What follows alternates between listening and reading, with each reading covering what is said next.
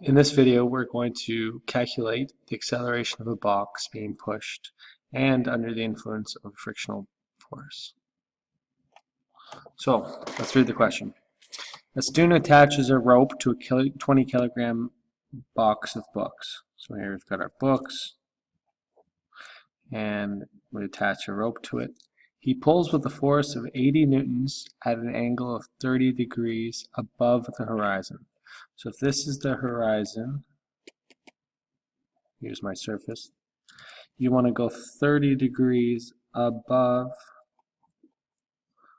the horizon, and then this rope is being pulled with a force of 90 newtons.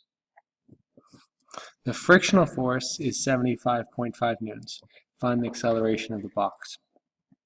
So we want to find the acceleration.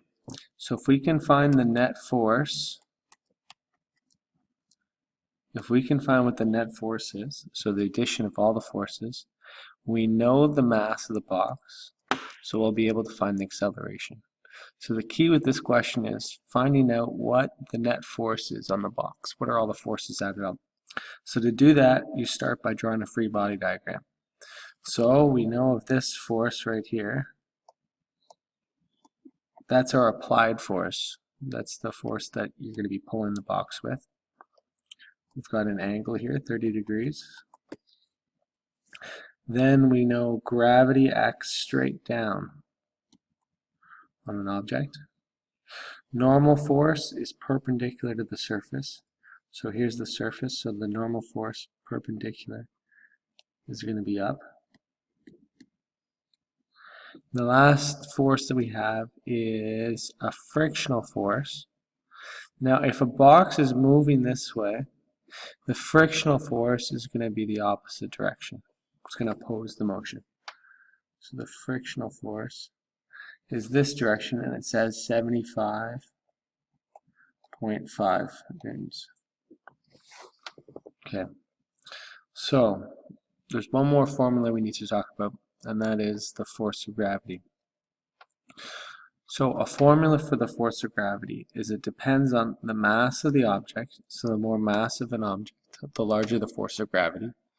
And then also acceleration due to gravity, wherever you are. So in this case, G on Earth is 9.8. So it's 9.8.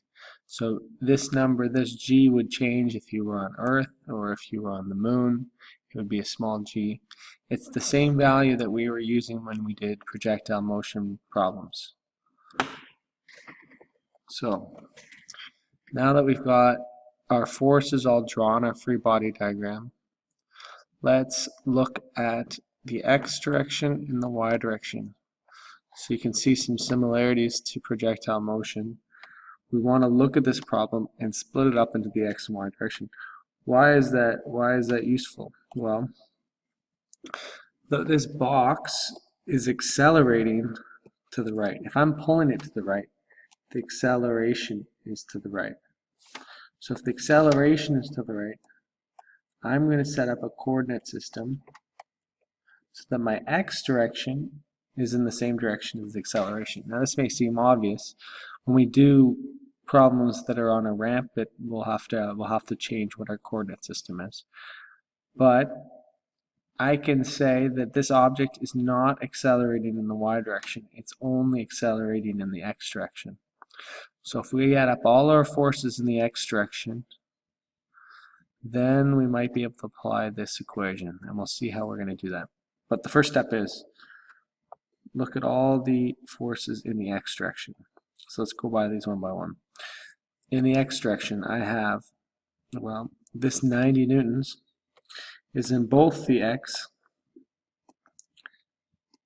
and the y direction. So we have to figure out what is the x component and what is the y component.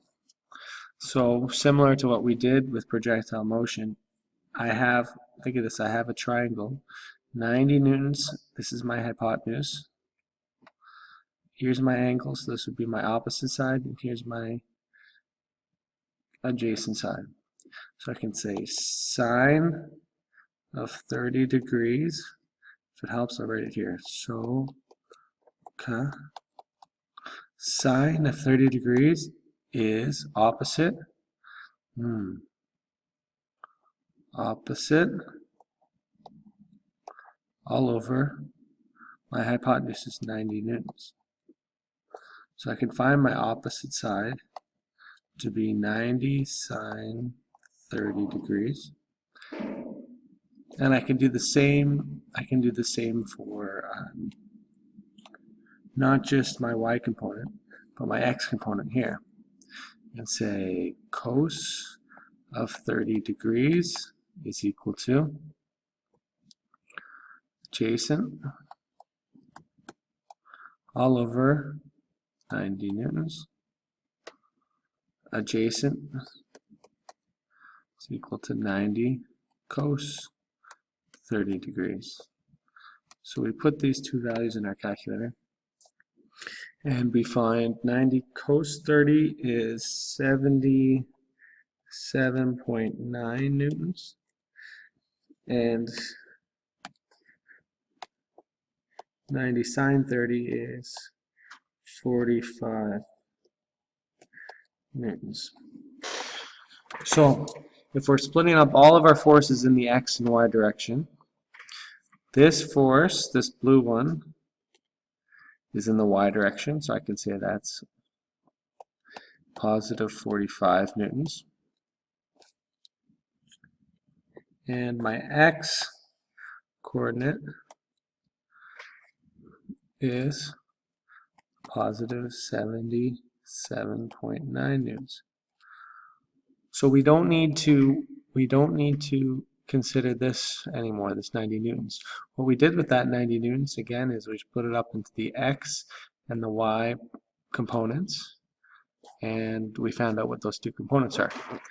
So what else do we need? Well, we need to know we have this portion in the x direction. Now we should know, well, what else is in the x direction? In the x direction I have that force, which is the frictional force, is backwards, minus 75.5 newtons. Now that force is only in the x direction. Now there's two other forces. We can say the force of gravity and the normal force. So the normal force is up, the force of gravity is down. So again, this object is only accelerating in the x direction. So all I have to do is just look in the x direction. My net force, which means my addition of the forces in my x direction, is 77.9 minus 75.5. So subtract those two numbers and you get 2.4 newtons. So my net force, again, if I add up all my forces in my x direction, I get 2.4 newtons. Now Newton's second law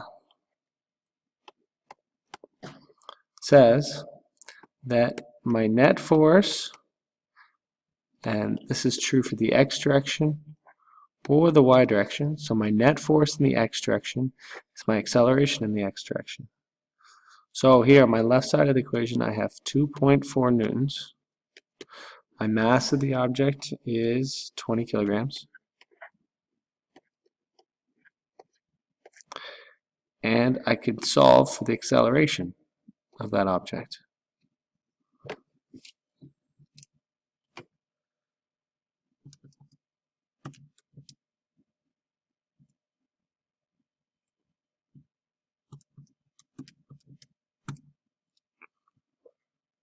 That gives you 0.12 meters per second squared is the acceleration in the x direction. So, just a quick review of what we did. We had a situation and we wanted to find the acceleration. So we thought, okay, if I can find what the net force is on the object, I know its mass, so I can figure out the acceleration.